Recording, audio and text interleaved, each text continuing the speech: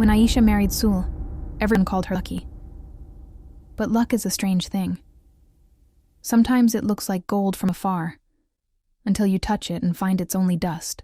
The sun was bright that day in the small town of Ijebu. Drums played. Laughter filled the air. Aisha was glowing, not because of the expensive lace she wore, but because she believed she had found true love. She was just 23, beautiful, calm, with dreams bigger than her small home. Her mother sold Puff Puff by the roadside, and her father had died when she was 15. Life was not easy, but Aisha had hope. When Sule came into her life, he spoke sweet words.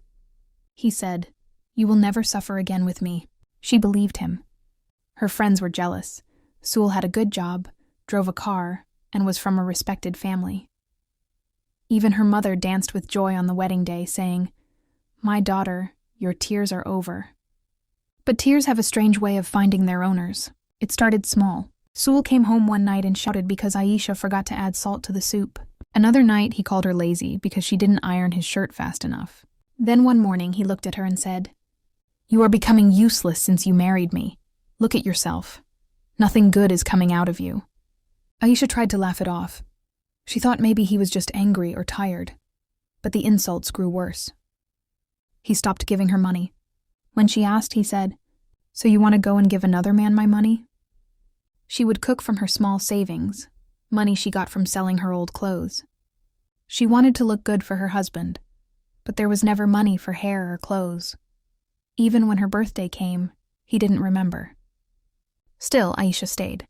She told herself love was patient. But love is not meant to destroy you. Every day became a war. If she greeted a neighbor, Sul said she was flirting. If she stayed quiet, he said she was hiding something. Sometimes he came home drunk and shouted all night. Sometimes he refused to talk to her for days. Aisha's heart began to shrink. She no longer smiled. Her friends stopped visiting. Sul didn't like visitors. At night, when she lay on the bed, she cried quietly. She remembered her mother's words. "A man who truly loves you will not make you beg for peace." But it was too late. She was already in the storm. One evening, Sul came home angry. He had seen Aisha talking to a tailor near their street. He shouted, "You are sleeping with him, Abi. That's why you don't respect me again." Before she could explain, he slapped her. The world went silent for Aisha. She didn't even cry. Her heart had broken too many times already. That night, she slept on the cold floor. Her body hurt, but her mind hurt more. The next morning, she looked in the mirror and whispered to herself, "If I die here, no one will even know." And that was the day something changed in her. Aisha packed her few clothes and left the house quietly. She went back to her mother's small room. Her mother didn't judge her. She just hugged her and said, "My child, life doesn't end here." Aisha stayed there for months, helping her mother sell Puff Puff. One day, a woman who always bought from them asked, "Aisha, you are too smart to just sit here. Have you ever thought of going to school?" Aisha laughed. "With what money?" The woman smiled. "The local health center is looking for people who can train as nurses. You can apply." That night, Aisha prayed for the first time in a long while. She said, "God, if you still remember me, please open a way." The next week, Aisha went to the health center and applied. She got accepted, but she had no money for fees. She started waking up at 4 a.m. to fry Puff Puff and sell before classes. Sometimes she skipped lunch to buy books. Her classmates laughed at her worn-out shoes, but Aisha didn't mind. She had a dream, to become a nurse and help women like herself. There were nights she cried from tiredness, but she kept going. Years passed. She finished her training and became one of the best in her class. One day, she got a call from a hospital in Europe. They had seen her record and wanted her to work with them. At first, she thought it was a scam, but it was real. She processed her papers, prayed, and traveled. When her plane landed in Europe, she looked through the window and smiled. For the first time in years, she felt free. In her new job, Aisha met Daniel, a gentle man from Ghana who worked as a medical technician. He was kind, patient, and always listened when she spoke. When she told him her story, he didn't pity her. He respected her. He said, "You are strong. You didn't break. You rebuilt yourself." They got married 2 years later and had 2 children, a boy and a girl.